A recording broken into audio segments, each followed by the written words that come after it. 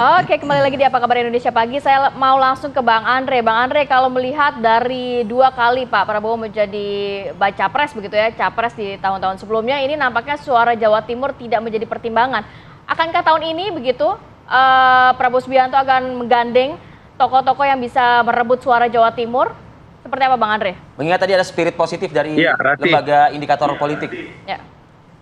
Iya, tentu hasil survei indikator ini menjadi masukan bagi kami untuk kami melakukan introspeksi dan terus bekerja.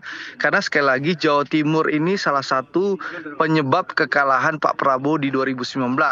Kalau kita lihat data di pemilu 2019, Pak Prabowo itu tertinggal jauh dibandingkan Pak Jokowi ya. Pak Jokowi Kiai Ma'ruf itu mendapatkan 65,79%, sedangkan Pak Prabowo dan Bang Sandi mendapatkan hanya 34,21%. Atau yang Pak Jokowi 16.200.000 sekian, Pak Prabowo hanya 8.400 sekian. Jadi kalahnya itu hampir 31% lebih. Nah, sekarang kalau kita lihat survei Pak Prabowo dengan Mas Ganjar, Pak Prabowo hanya tertinggal 10%. Nah, kalau tidak salah di survei Bawono sebelumnya, berapa bulan yang lalu, Pak Prabowo kalau tidak salah di Jawa Timur itu tertinggal 15%. Sekarang 10%. Tentu menambah optimisme kami, semangat kami untuk bekerja lebih keras lagi bahwa insya Allah battleground di Jawa Timur, Pak Prabowo bisa memenangkan di Pilpres 2024 nanti. Karena dulu inilah penyebab kekalahan kami di 2019 dan ini menjadi masukan yang sangat berarti. Dan kalau kita jujur bahwa kami di Gerindra sangat serius menggarap Provinsi Jawa Timur. Kita lihat saja hampir mayoritas 98% pengurus DPD Gerindra Jawa Timur itu adalah keluarga besar Nahdlatul Ulama. Bahkan ketua DPD kami adalah seorang Kiai Gus Anwar Sadat.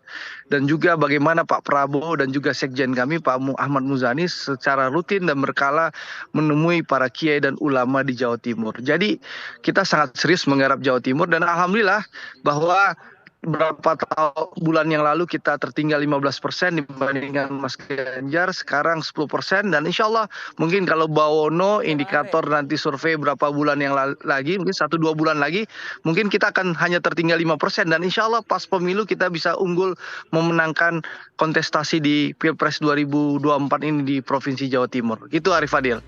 Bang Andre, tadi ada juga informasi dari indikator politik bahwa selepas ditinggal oleh Muhaimin Iskandar PKB gitu ya, Prabowo Subianto sepertinya masih ada efek-efek elektoral PKB begitu ya bersama dengan Prabowo Subianto yang sebetulnya kan kalau kita melihat seharusnya kan juga sudah bergeser ke pasangan Anies Baswedan begitu. Nah, ini komentar Anda bagaimana menyikapi hal ini?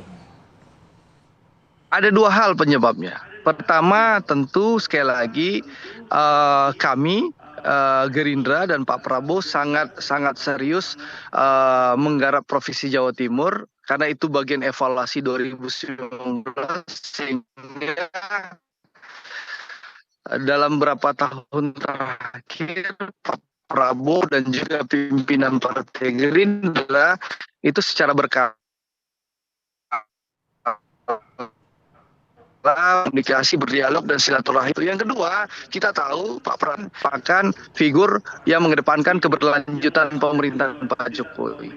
Kita melihat bagaimana pemilih Pak Jokowi yang 65% lebih di Jawa Timur ya juga banyak sekarang memilih Pak Prabowo. Sehingga kita lihat Pak Prabowo bisa bersaing ketat dengan Mas Ganjar saat ini dan insya Allah kami optimis di 14 Februari 2024 di Jawa Timur insya Allah Pak Prabowo akan bisa unggul. Jadi kami jadikan survei ini introspeksi dan masukan. Terima kasih kepada indikator.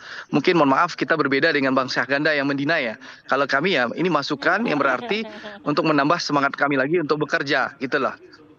Oke, Bang Andre. Saya mau geser ke Mas Bawono. Kalau melihat di Jawa Timur sendiri kan macam-macam begitu. Ada Sidoarjo, ada Tapal Kuda, ada Jember, Gresik, Surabaya dan lain sebagainya. Untuk wilayah-wilayah sendiri ini memang masing-masing sudah memiliki basis massa yang kuat ya. Dalam arti PDIP di mana, kemudian Gerindra di mana, PKB di mana, atau gimana pembacaannya? Iya, memang di wilayah-wilayah Jawa Timur tersebut ada beberapa daerah yang kuat PDIP, ada yang kuat PKB dan sebagainya. Misalnya di wilayah sekitar Mataraman ya, di sana PDIP sangat kuat juga.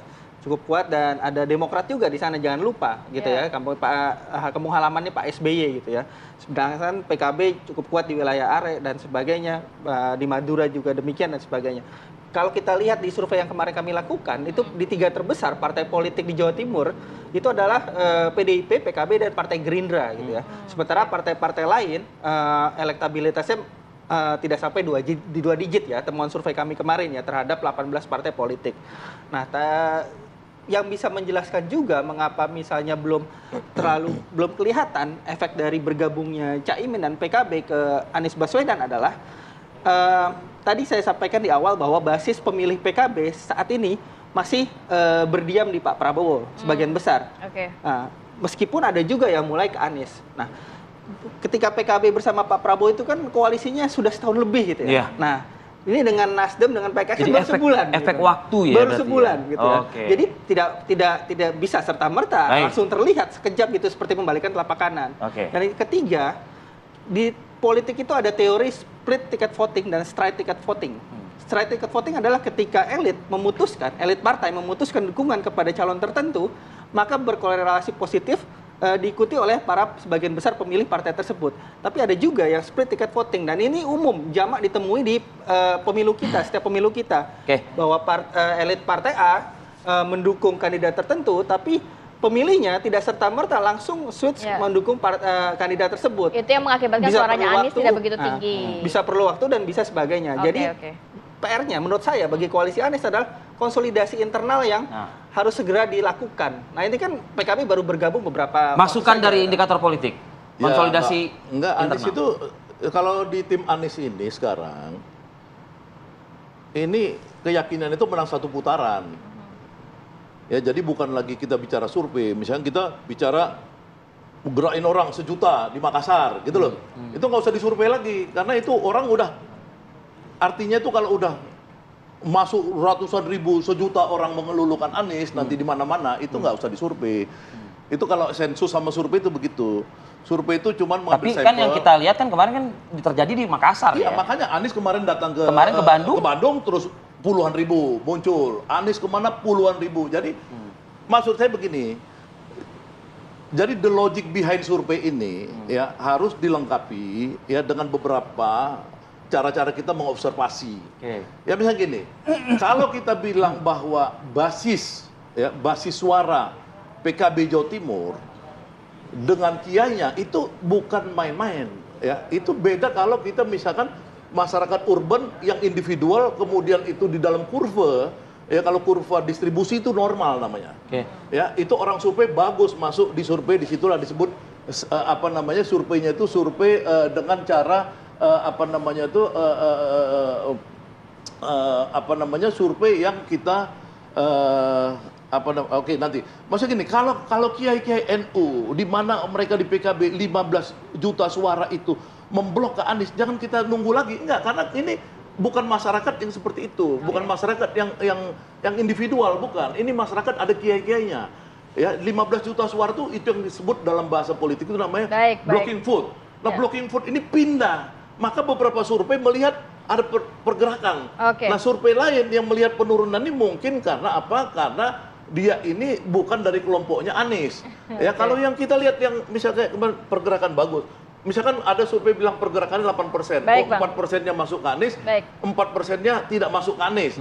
Tapi dia lihat di situ Prabowo-nya turun. Hampir sama. Misalkan Indo survei itu, Indonesia itu bagus saya lihat. Turunnya sama dengan naiknya. Dan kalau Ganjar statik nggak apa-apa. Ganjar memang tidak terganggu dengan poinnya dari Bang Syagana gitu ini masih tidak logis begitu hasil surveinya, dan juga kita tahu masih dinamis sekali ya. Mungkin saja nanti beberapa bulan kemudian setelah bukan dinamis, bukan. Maksudnya memang terjadi, pasti terjadi. Sayang sekali Bang, waktu kita sangat terbatas, Bang. Ya di Jawa Timur dulu deh. Kita nggak usah bicara di tempat lain. Jawa Timur karena apa? Karena Wakil Presiden Republik Indonesia udah pasti sekarang dari pihak Anies dari Jawa Timur. Yang lainnya masih katanya-katanya. Baik. Berarti kayak nantang ya, Bang Syagana nantang lah gitu. Kita tunggulah kalau gitu Bang, siapa pasangannya Prabowo, siapa pasangannya Ganjar Pranowo. Terima kasih Bang Syagana, waktunya.